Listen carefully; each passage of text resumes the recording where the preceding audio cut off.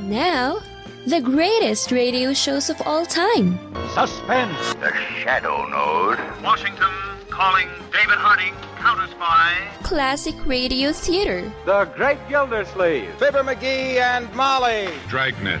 Gunsmoke. The Lone Ranger. Now, step back into a time machine with your host, Wyatt Cox. Good evening, friends of the Inner Sanctum. Oh, Mr. Allen. Well, Portland, as I live and breathe and talk through my nose. The Fred Allen Show, an episode from May 22nd, 1949. And this episode features another old radio guy, and that was Colonel Stoopnagle.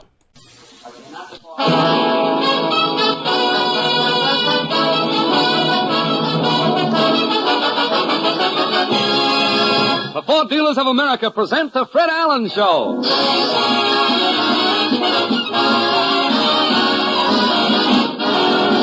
The Fred Allen Show with Fred's guests, Colonel Stoopnagle, Miss Gwen Conga, and Clifford Tatum, Portland Hoffa, Minerva Pius, Peter Donald, Parker Fenley, the DeMarco Sisters, and Al Goodman and his orchestra.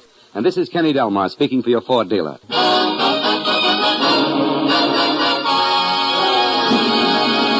Say, it must be Sunday night again. Here comes Fred Allen and his new Ford on his way to keep his weekly date at the corner of Main Street. As Fred steps out of his Ford, he hears a voice say, Mr. Allen! Portland.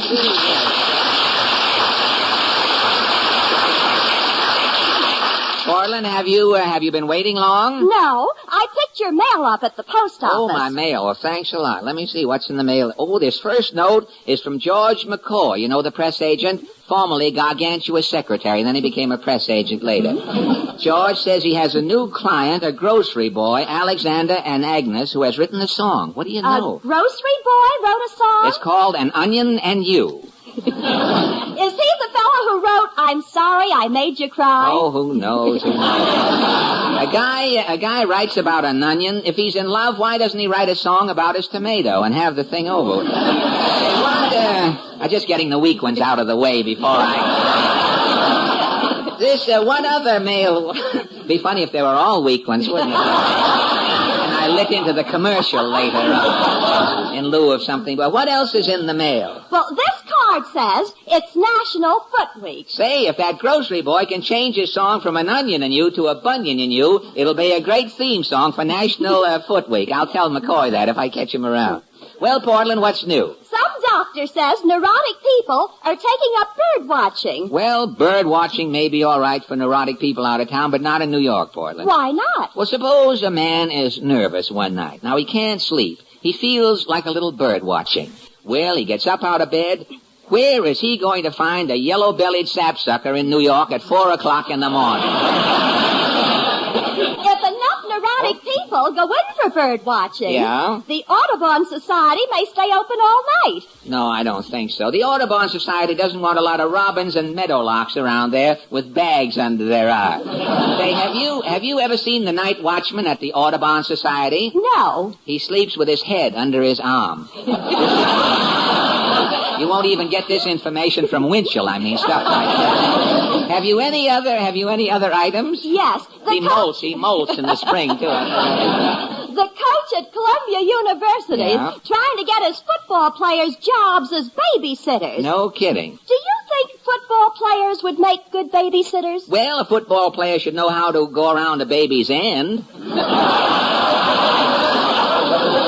It's getting late, Portland. I think I'd better pick up my paper. Mind if I go along? Oh, come on. Let's take a walk down Main Street. What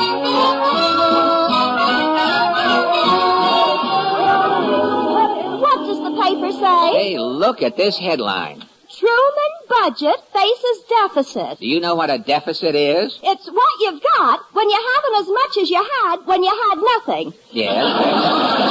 That is a deficit. Too bad this isn't that $64 show. You would be that much richer. Say, here's something. Look at this. 3rd annual hobby show for older persons is held in New York. Do you think all people have hobbies? Well, there's only one way to find out. Let's ask some people as we're walking down Main Street. This man coming along with the cardboard vest. Pardon me, sir. Claghorn, say Claghorn's the name. Senator Claghorn, that is. Well, Senator... Step aside, son. If you're selling phony jewelry, I ain't no country Jay. Well... Now, don't hold me up, son. I'm busier than a one-armed man trying to use his dental floss. Now, wait a minute. You're busy, Senator? Si, amigo, frango, cidado, limpo, pepino. What is that? I'm talking Portuguese, son. Portuguese? I've been entertaining the president of Brazil all week. Hey, the president of Brazil? Yeah, he was paying back a visit that President Truman made to Brazil in 1947. Oh, he paid back that visit, huh? It's the first thing any country has paid back since Harry's been president. Well, I didn't know that you spoke, not changing the subject, Senator, I didn't know that you spoke Portuguese. Aquí esto sapitiero cobertores un copo de cervejilla. What is that? Who put the mandolin pick in my kumquat?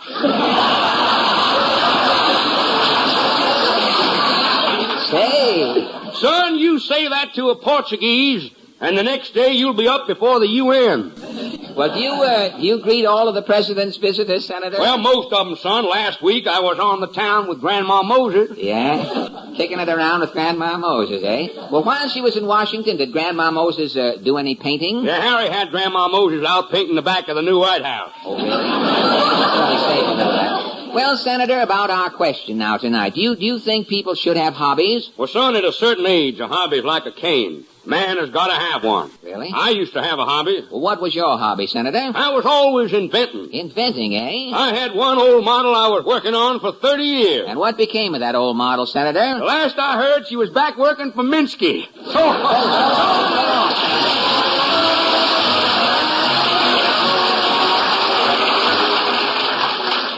Come on, Portland. Come away from that movie theater. Oh, they're showing a double feature. A double feature? Uh-huh. It says Portrait of Jenny, also framed. Also framed, yeah. I'll laugh at it a little later, Portland. I'm chewing gum right now. I wouldn't want to take it out just Look today. who's crossing the street. Who? Titus Moody. Oh, hi, Mr. Moody. Howdy, Bob. Well, Mr. Moody, out for a stroll? I'm just getting back from choir practice. Oh, I didn't know you sang in the choir. When I was a baby, folks said I had the voice of a whippoorwill. A whippoorwill? I'd lay back in the cradle and trill. Yes? The next thing I'd know, the cat would have me out on the floor.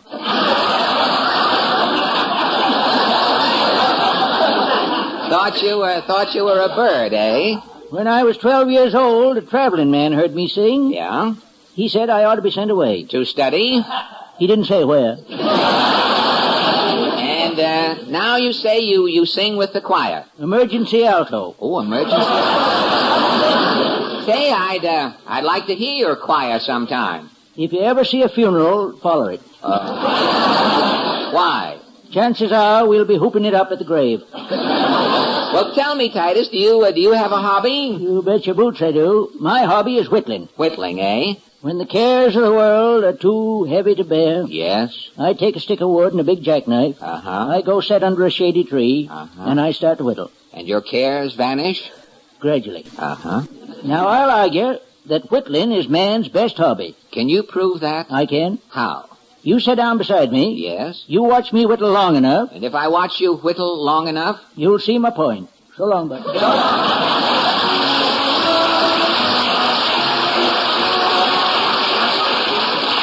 Come on, don't stop there, Portland. That's only a newspaper offer. There's a headline. Amnesia victim found. Oh, somebody's always finding an amnesia victim. Mama lost her memory once. Well, didn't losing her memory bother her? Mama didn't even miss it. Oh, fine. Well, that helps a lot with amnesia if you don't miss it, your memory or your mind when it's gone. It's a big Look help. who just turned the corner. Mrs. Nussbaum, where are you going with that porthole and those water wings? I'm sailing. Sailing? A friend has given me 2 tickets. Tickets to where? South Pacific. South Pacific, that's a play. It's a show. Am I a silly Becky? Uh-huh. I am thinking it is an ocean. An ocean? Well, I can see you don't know too much about the theater. Last year, giving a theater party to sing Oklahoma. Yes? I'm ending up with 10 friends on a slow train coming into Tulsa. Well, that's life. Everybody once sooner or later comes into Tulsa. Today, everybody has trouble. Yes, even on Main Street there's a Cold War. A Cold War here on Main Street? 2 frozen food stores are cutting prices. Well, Mrs. Nussbaum, how do you feel about hobbies? Personally, I'm having no hobby. Oh, you have none. Do any of your friends have hobbies? A cousin, Sugar Ginsburg. Sugar Ginsburg? Sugar, on account of her hobby, is always having to buy fur coats. Fur coats? Mm-hmm. A silver-plated fox. Yes. A stimulated raccoon. Stimulated raccoon, yes. An eager beaver. Oh, that's very good. A pony coat with built-in harness. Well, she has quite a collection. Always during the winter, Sugar Ginsburg is wearing 7 fur coats. 7 fur coats? All winter. Also all summer. Wait a minute. If Sugar Ginsburg wears 7 fur coats all winter and all summer, what is her hobby? Perspiring.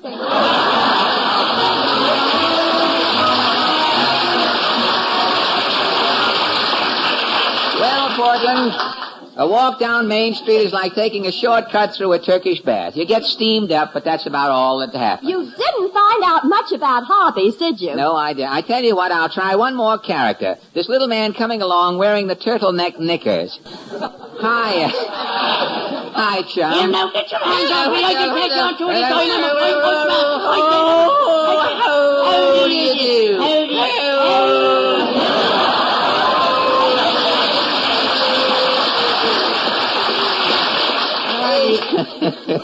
Ajax Cassidy. Ajax, your hand is all bandaged. Don't remind me.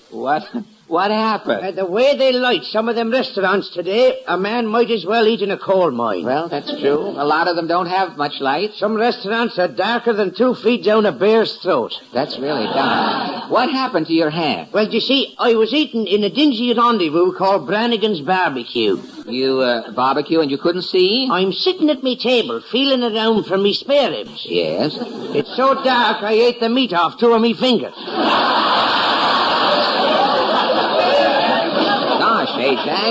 Ajax, you must be careful in those places. Yeah, well, there's a French lunch wagon on 3rd Avenue. Yeah. Le Ruban Black. Le Ruban Black. Oh, it's pitch dark in there. Well, how can you see to eat? Well, for an appetizer, I ordered a crepe Suzette. Oh, a crepe Suzette. The rest of the meal I eat by the light of the crepe Suzette. Well, Ajax, tell me, do you have a hobby? Yes, me boy, I've had a hobby for 40 years. But I've never been able to get around to it. Oh, really? Well, what is your hobby? Well, I make them little boats you see inside of bottles. Oh. Well, if that's your hobby, why aren't you able to get around to it? Well, I'll tell you. First, I have to have an empty bottle. And? By the time I empty the bottle, I'm in no condition to make the boat.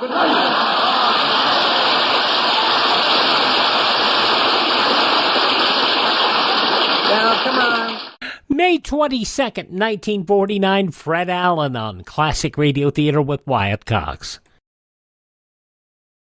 So, on Classic Radio Theater with Wyatt Cox, I can hear you saying, who in the Molly McGee was Colonel Stoopnagle? Colonel Stoopnagle was actually actor F. Chase Taylor, and he was a part of the Stoopnagle and Bud comedy team of the 1930s, cited as the forerunners of the Bob and Ray style of comedy.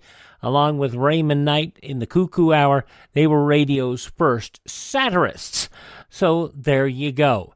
And they were around for a long time. They came together as a team when a transmitter failure kept the station from receiving their scheduled network program. To prevent dead air, they delivered a barrage of spontaneous impromptu patter. Hewlett called Taylor Colonel Stoopnagle. Taylor played I Love Coffee, I Love Tea, and other selections on the organ. The audience responded with so much enthusiasm that their goofiness became a regular feature on radio station WMAK, and within a year they were heading to New York City. They were first heard on CBS in May of 1931, and NBC president recalled how the two zanies used to come into my office and while we talked, licked my supply of stamps one after another and flipped them up to stick on the ceiling. There was a knack to that I never mastered, but they carried it off with amazing success. By the end of the summer, my ceiling was virtually papered with stamps. So there you go. That's what that's what I can tell you about Colonel Stoopnagle and Bud. And they were quite popular way back in the 30s, and hopefully we'll find some shows that are of good enough quality to air. Speaking of good quality, let's go back to Fred Allen, May 22nd, 1949.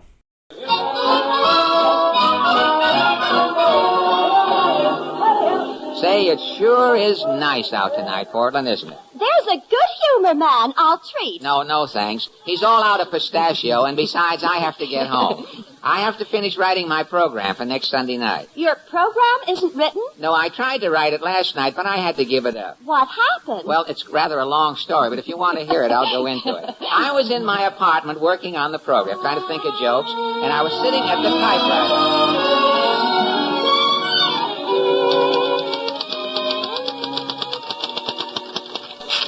Well, this joke finishes Titus Moody. I say, Titus, why are you so unhappy? He says, I dropped my teeth in the duck pond. How can dropping your teeth in the duck pond make you unhappy? That's how I got down in the mouth. Oh, brother, with jokes like that, will my hooper go up, brother? Oh, down at the doorbell, just as I'm going good to. I'm right in... Coming! Joe and Marge. Hey, Freddie, we hate to bother you. Yeah, only something's come up. An emergency, Marge? Yeah, you see, Marge and me has got a date to watch some television, and our sitter didn't show up. Well, what do you want from me, folks? Come out from behind your mother, Leopold. You said not to come out till he said it was okay. Quiet, Leopold. Say hello to Mr. Allen. Hello, Mr. Allen. Hello, Leopold. You see, Freddie, Marge and me was wondering if you would watch Leopold till we get back from the television. Well, doesn't Leopold like television? He's nuts about it. Only this set is in a SALOON. Howard Johnson, eh? I see. Leopold ain't no trouble at all. All the kid does is sleep. Ma, I'm tired. You see, I slipped some Ovaltine into his Pepsi-Cola at dinner. He still don't know what hit him. Well, look, folks, I don't... Oh, gee, thanks. Freddie, you're a real pal. Now, you better get Leopold inside. He's dozing off already. Yeah. Come on, honey, we'll miss Howdy Doody. Good night, Freddie. So long, Joe. Well, Leopold, my little man, it's time to go Betty bye. I'll carry you over to the couch. Get your dirty hands off of me. Leopold. What a crummy apartment. What? I once saw a room like this in a movie. What movie? Snake Pit. Look, Leopold, I have got to finish my radio program for next Sunday. Now, your father said that you were tired. Oh, him with that corny Ovaltine gag. Gag? Every time I catch him dumping the Ovaltine into my Pepsi-Cola, I switch glasses. Look, Leopold, be a good boy and go to sleep. I'd rather be a bad boy and stay awake. Go to sleep. Who's gonna make me? I'm going to make you go to... Oh, the doorbell again. Thank heavens, it's probably your father and mother back. The saloon must have been raided. Yes? Pardon me, is Fred Allen in? Colonel Stoopnagle.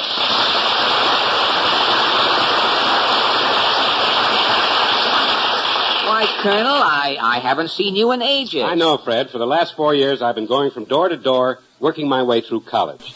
Today, I was graduated. And now that you're graduated? I'm out of work. That's why I've come to you, Fred. Why? May I step in? There's a draft out here. Oh, of course. Come in, Colonel. Yeah, I have a hole in my coat. Oh, well, come right in. Come right in. Ah, thank you, Fred. Congratulations, young man. You are going to make a fortune. A fortune? How? Just by investing a little money in my latest inventions. Oh, you have some new inventions? Yes. First, there's the Stoopnagle hourglass, the greatest time saver ever invented. Really? My hourglass saves you 20 minutes every hour. How? It's filled with quicksand. Look, Colonel, now You might also be interested in my white tablecloth with a tea stain in the center. A white tablecloth with a tea stain in the center? Uh-huh. It's to use when you have English guests for dinner. You know how they love a spot of tea.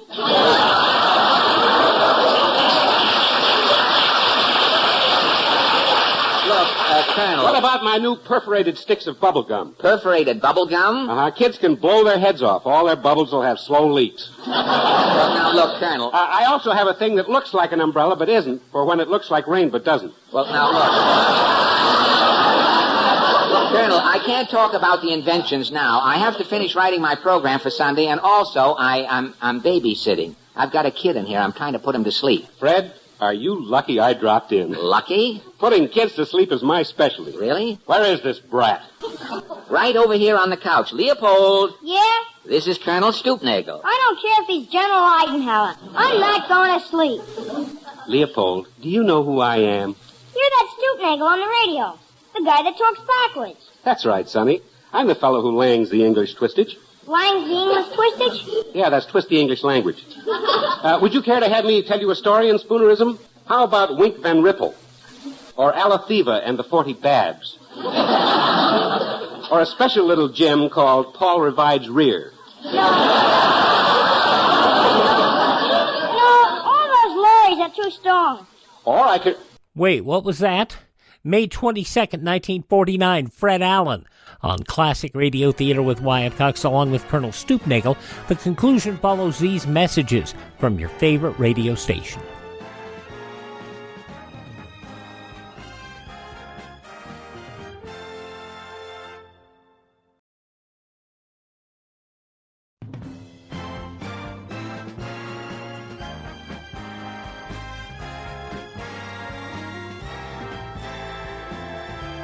Classic Radio Theater with Wyatt Cox, now the conclusion of the Fred Allen Show with Colonel Stoopnagle and the kid they're babysitting, May 22nd, 1949.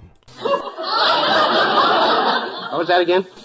I said all those lorries are too strong. What a funny way you have of talking. I know a story I'll bet you'd like. The Hare and the Tortoise. Once upon a long time ago, a big Ray Grabbit was faking a lot of mun of a tazy old lortus because he always lubed so smoley. The rabbit made fun of the tortoise because he always moved so slowly. That's a way of saying it, yes. So the tortoise said, "Now, mate a winnet, my fine feathered friend. I can fun so much raster than you that I'll inch you within a lead of your bite." I bet the rabbit just rasped and rasped. This kid is absolutely loose. So, in that case, rehied the player, inking his Y at a bandersty. Let's sigh it and tree. That's, let's try it and see. So they finally decided to hire a fly socks to goot off the shun to write the states. And, of course, a big crowd gathered. A big crowd gathered. That's what I said. And there were chowed leers as the two constartants tested. But soon the hare was so high fed that he thought it was high time to rake a test. He wanted to take a rest. He did? Oh, yeah. So he day quietly loun on the croft ghoul sass and snarted into store. Almost said that right. But the old toe slortus kept odding and odding plan and finally geeched the roll. The tortoise won the race? But the cries of the knelling yowd woke the heaping slayer, and he suddenly slashed on, gossing the crow line several linnets mater. Is that the end, Colonel? Huh? Is that the end, Colonel? Yes, Leopold, and what does this story teach us? That turtles can run faster than rabbits, and it's a dirty fib. And if you believe it, all I can say is you're a jig Burke. Well, Hey, Jen, thanks, that's mighty nice. Hey, wait a minute, what's a jig Burke? Good guy, Colonel. So Fred Long.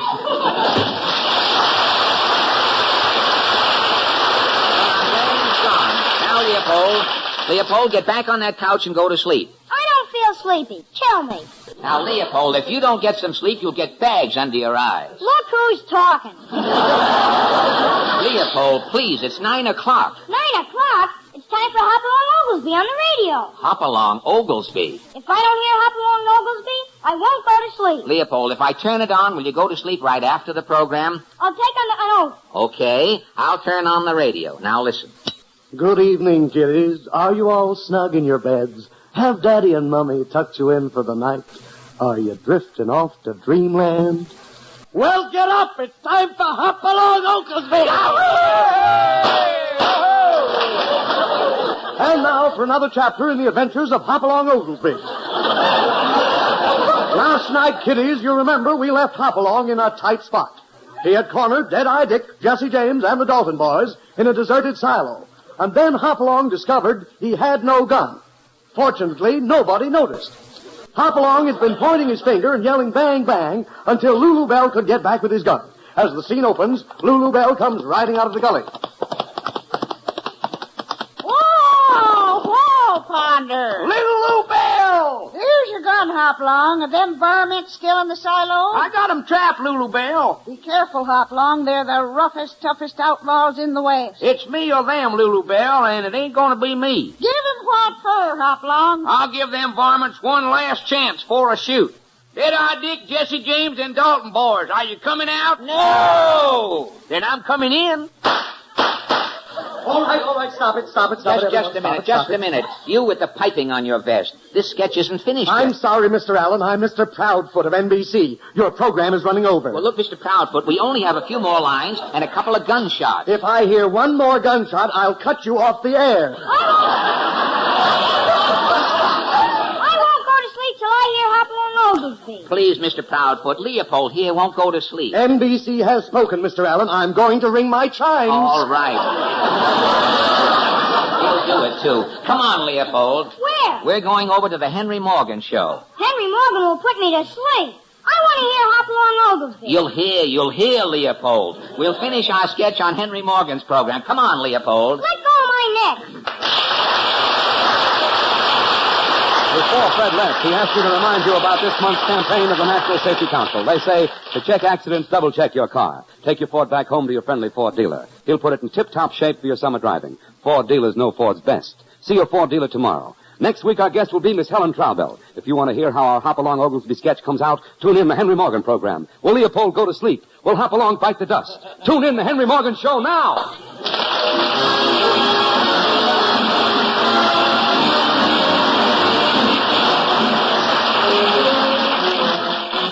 There was a lot of laughter over the fact that shows ran long, especially with Fred Allen, because of all the improvising and all the laughter and all the... Yeah.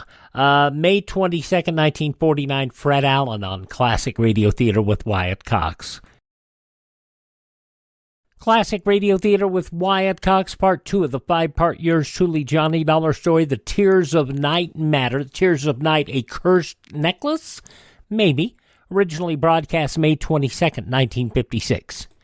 From Hollywood, it's time now for... Johnny Dollar. Hillary Fuchs, Dollar. How's Mrs. Wendover? So far, so good. Dollar, can you talk? Yeah, sure. She's in the other room. Do you think she's all right? Mentally, I mean? I think she's all right enough to get by. I think she's scared to death of something or somebody. That business of the curse? Yeah. You know there isn't anything to that. There's something to it for her. She thinks she's somehow responsible for her husband's death, for her father's death, and for her brother's death. On the way here, she mentioned, just like that someone else was going to die. Or words to that effect. Who? I don't know.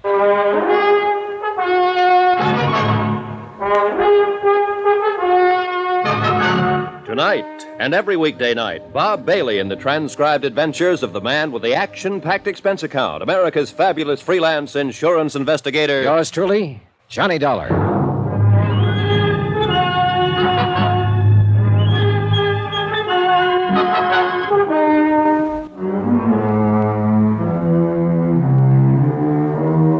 Expense account submitted by Special Investigator Johnny Dollar to the Universal Adjustment Bureau, Hartford, Connecticut.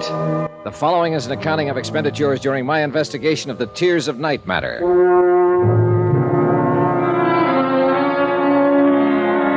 It had started as a routine investigation.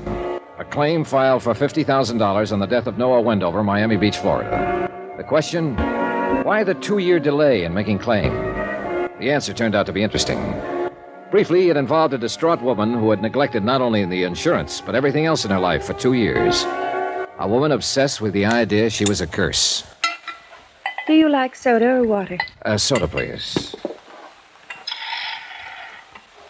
Thanks. Cheers. Good luck.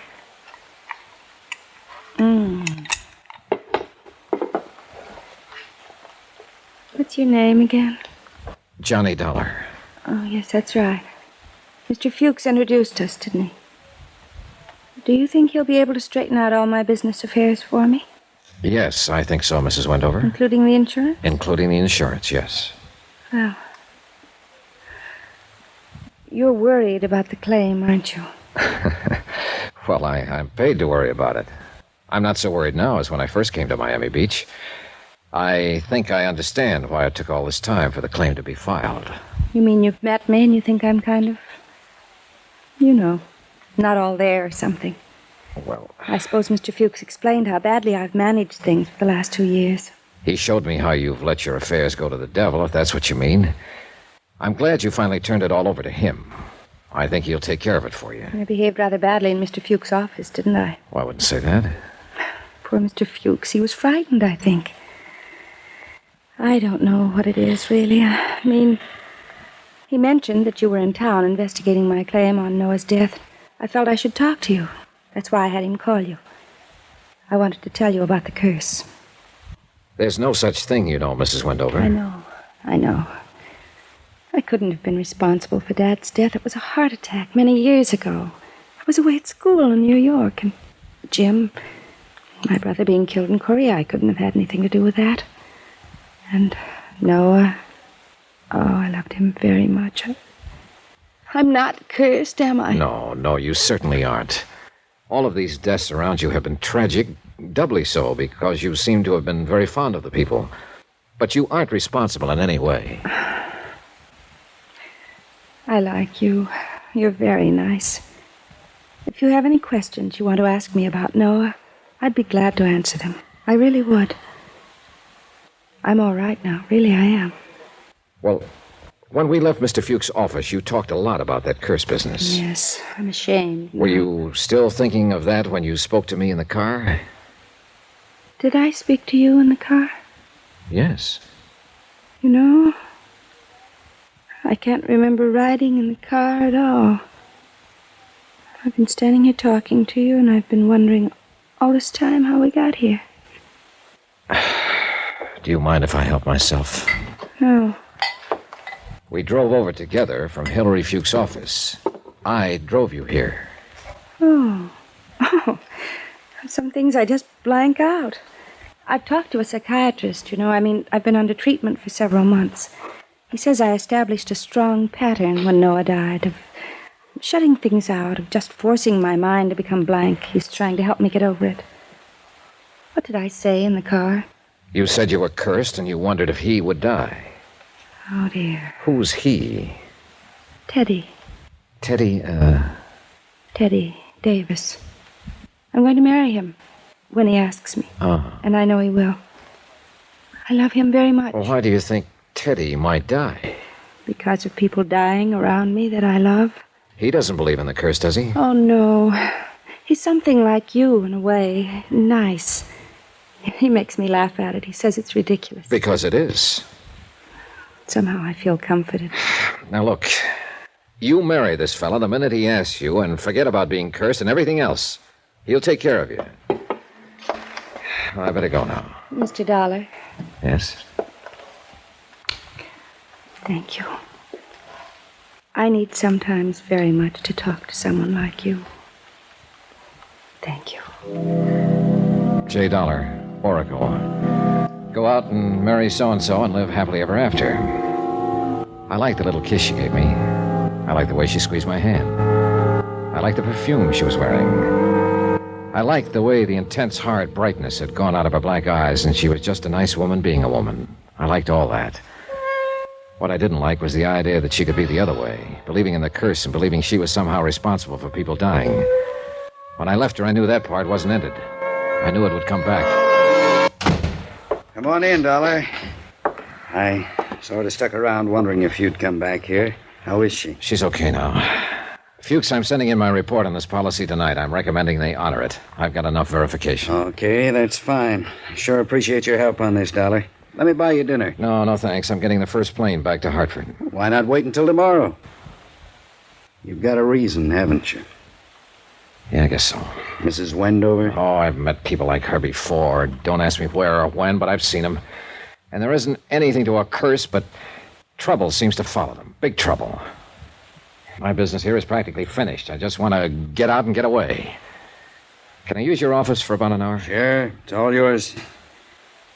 Dollar, I feel the same way. I spent a half an hour typing up my report on the Wendover claim and another 10 minutes on the phone asking for an airplane back to Hartford. They said they'd call me right back, and I poured myself some of Fuchs' whiskey and sat down to stare out at the night. Lights burned up and down the white beach. People strolled up and down, looking at the water, holding hands. And I was sitting alone in Hillary Fuchs' office, waiting for a phone call and thinking about a curse. Hi. Hi. Who are you? Anybody else here? Oh, why? You were kind of late. So do you. What's on your mind? You? Costigan wants to see you right away. I'm supposed to take you over. Whoever Costigan is, tell him he doesn't want me. You don't tell Sam things like that. You know, it's been a long time since I shook in my boots when a skinny hood like you stood around acting tough. If you've got some business with Hillary Fuchs, look him up at his home. This is Fuchs' office. You're behind his desk. You'll do. Now, come on, mister, and don't show me how loud a certified public accountant can growl. I just might swing this thing on your head. That's better. You got a hat? No. I know Costigan wants to talk to you, but I'd sure like to belt you one just for the practice. I'm not Hillary Fuchs. Come on, let's go. Hey, you're gonna break my arm! I'd like to, just for the practice. Now then, it's Costigan. Is he the one from Chicago? Sam's been there. Answer. The Sam Costigan kicked out of Chicago a few years ago? Yeah. What does he want to see Fuchs about? The Wendover dame. What? Something about the Wendover dame. I don't know what it is. He just wants to see you. Okay, what's your name? Frank Scanlon. Here. You put this thing in your pocket. Pull it out again in front of me, and I'll brain you. Now, let's go. Huh? Now I want to see Sam. Well, sure. Anything you say. I followed Frank Scanlon out of the building to a waiting car, a black packet with side curtains. It was a nice touch for this day and age, but it didn't make much sense. None of it did. It was illogical in the beginning, middle, and end. Most of all, I didn't make much sense. I should have been in my room packing. Instead, I was on my way to see an old-time grifter and hoodlum named Sam Costigan, because someone had mentioned the name Wendover. You want to smoke? I use my own. Suit yourself, fella. Scanlon was a thin one with sharp, narrowed eyes, too much padding in the shoulders, too much snap to the brim of his hat, too much point to the toe of his shoes. The .38 I'd taken away from him and handed back made a considerable bulge in the front of his coat. About 6 miles out of Miami Beach, he turned off the main highway onto a dirt road. About a mile of that, and up ahead we saw lights. The lights became a fine old colonial mansion, every room aglow. 2 or 3 guards were watching the entrance to the front. They all needed shaves. No one said anything.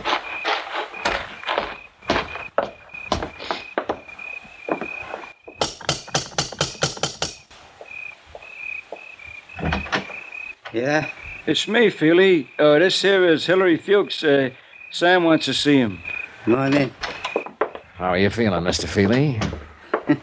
What kinds of punks are on nowadays? I wouldn't get frisky with him if I was you. He's a pretty touchy fella. That's so. Yeah. This way, come on. He led me into the main foyer, where a hat-check girl with a lot of red hair stood ready for the evening's business, which hadn't begun yet.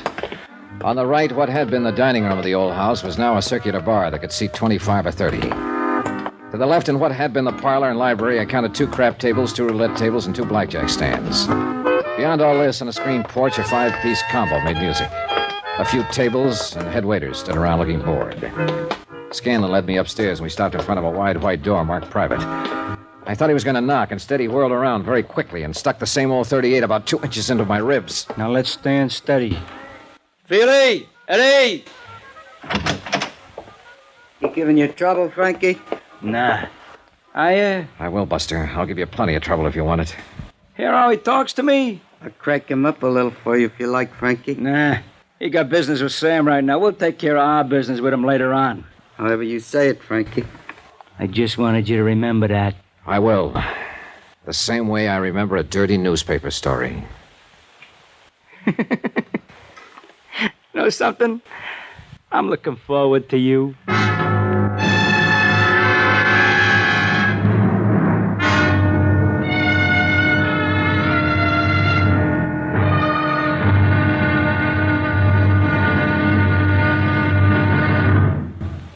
Now, here's our star to tell you about tomorrow's intriguing episode of this week's story. Tomorrow, there is a curse that goes with the Wendover name. Goes wherever it is. Join us, won't you? Yours truly, Johnny Dollar.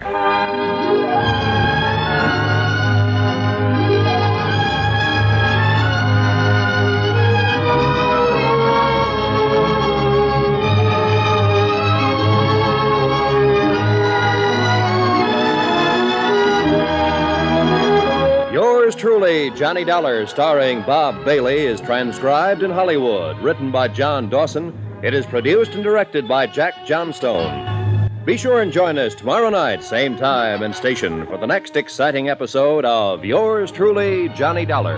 Roy Rowan speaking.